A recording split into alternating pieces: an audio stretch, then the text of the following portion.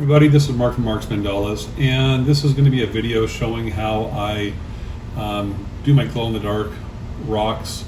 Unfortunately, the paint that I use is no longer available. This is the brand that I use called Glow Nation, and they are unfortunately out of business. And I am on the search to try to find something to replace this with. But I do have enough here to do a few more rocks, and I just thought I would go ahead and show you this step. Actually, as you can see here, I've already painted a rock all in white, because you want to have white underneath glow-in-the-dark paint so it will reflect better. If you do it on black, you won't get near the glow that you would get unless there was white underneath it. So whenever you see my glow-in-the-dark rocks, I paint the white dots first, then I go over them with the glow-in-the-dark paint. And normally you work from the center dot and you do circles of dots, working your way out bigger and bigger. With this, just for the sake of efficiency, so the paint doesn't start drying out, I will go ahead and do an entire color. I'm going to be doing a swirl pattern with this, or a pinwheel.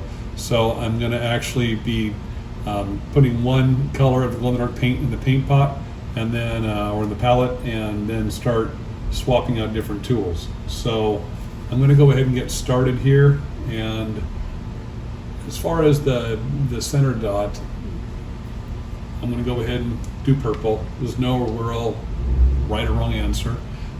This is actually going to be mimicking a coaster I did recently, and I'll be sharing the two of them together. So as you can see, here's this Glow Nation purple paint, and it's a thicker paint.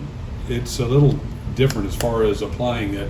I don't just push straight down. I actually will work the paint a bit, and hopefully this video will allow you to see how I do that.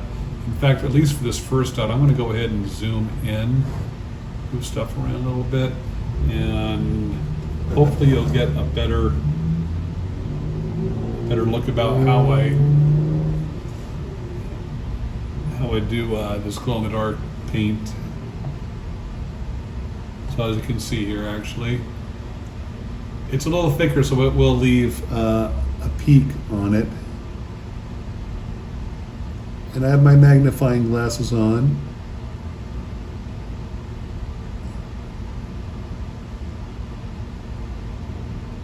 And I have a little bit of white on the back side. I normally don't touch the tool again once the paint is applied, but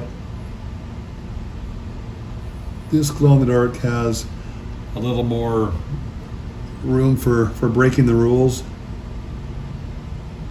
Well, I don't want to force the issue. That's a pretty small bit of white that is just right on this side, right over here. It should blend pretty good once the paint dries. So now, instead of going to do the whole the circles, you're going to watch me just work each spiral out in each color. So I'm going to go ahead and start there, and then I'll do the other one straight across from it. I normally will always re-dip the tool before applying another dot, but with this process here, that's another rule that you can break. I went from a size 5, now I'm going to a size 6, and now you got to remember that if you're going to the right of that dot up here, you need to go to the left of the dot down here.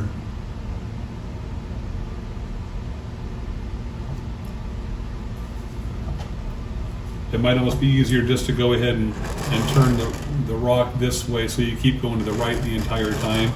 I've done this quite a few times, so I'm familiar with the process. So for the sake of trying to keep this thing stationary for you, I guess I've kept this in pretty tight here still, haven't I?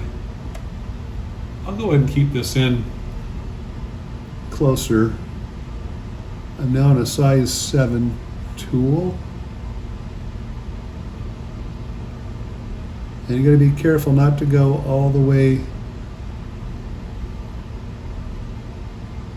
down with some of these. I didn't push all the way down.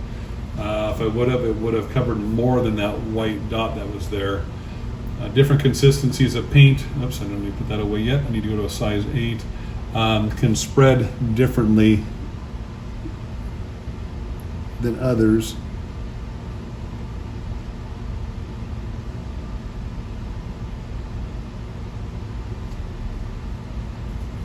You can kind of start to see the spiral develop now.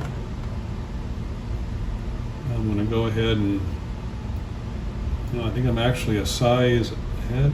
Let's see, size 9 would do good there.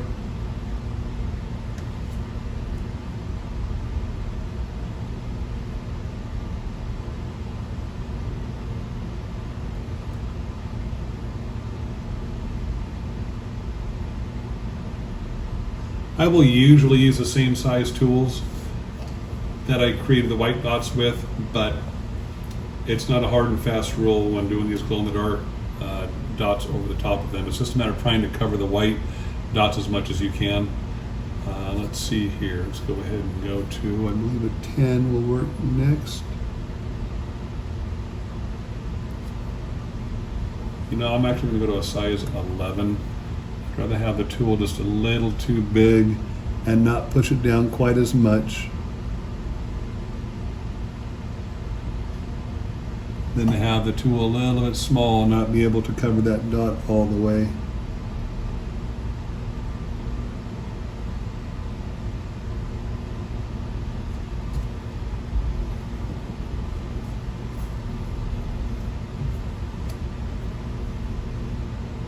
You can see there's a little ring around there, but I can get, that's close enough there. If it was any smaller, I think I would go to the next size up, but I think I should be good with this size. Let's find out. Yep, I think that worked just fine.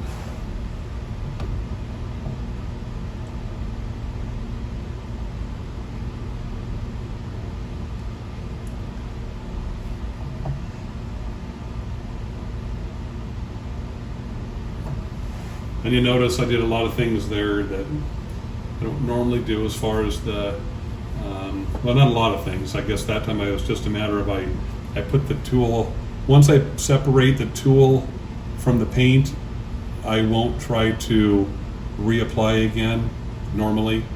This is a different circumstance where I can get away with that.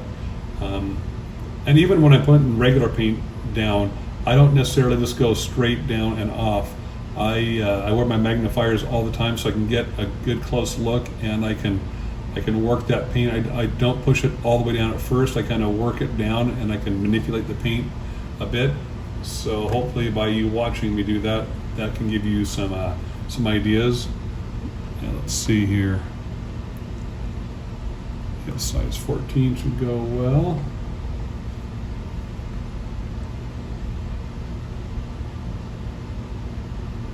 A little tricky on the side here. I don't know if you can see those peaks. This is a thicker paint, but I don't mind how the peaks. I'm going to turn this just a little bit. You probably can't see I'm applying this one. Turn it that way so you can see it, but it's probably too late since I've already put the dot on there. But now I'm already done with the purple, so now I don't have to worry about that purple paint drying at all. Tool wiped off, and now it's just a matter of, and it doesn't really matter which way you go. If you're going to go blue next or pink next, I'll go ahead and go pink. I'm going to go, is it pink, orange, yellow, green, blue, and the same on the side over here also.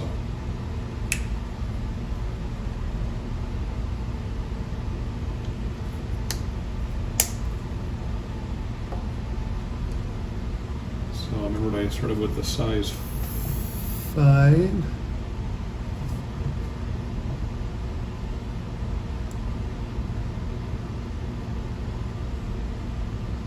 And if I'm going to the right there, I need to go to the left side down here if I don't rotate this around.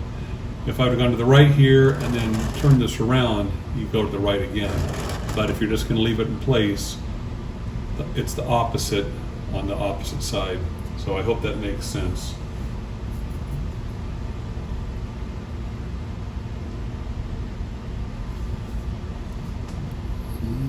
Size 6.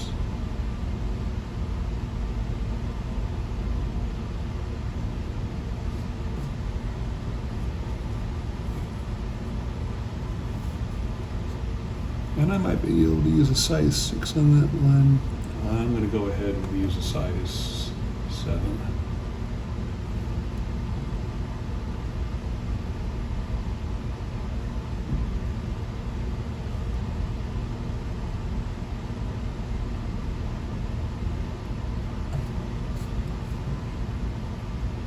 Now I can actually use a 7 on this one as well.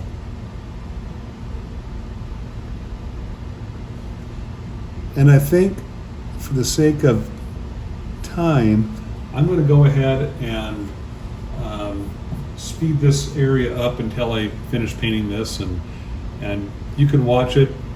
I think you've seen a fair amount of this in real time.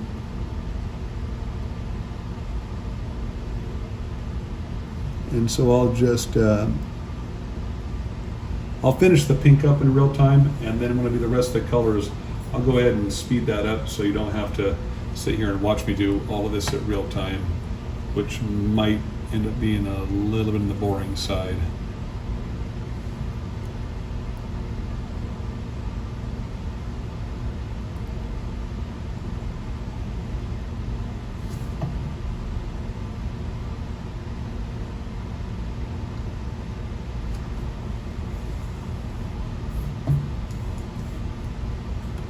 Just a few more dots here. Let's see.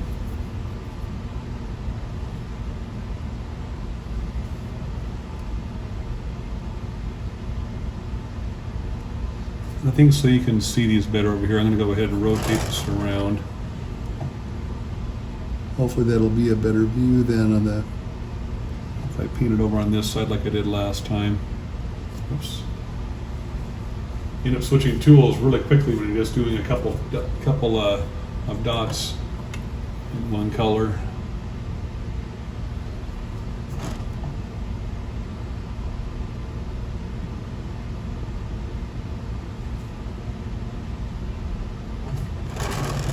And switch that around.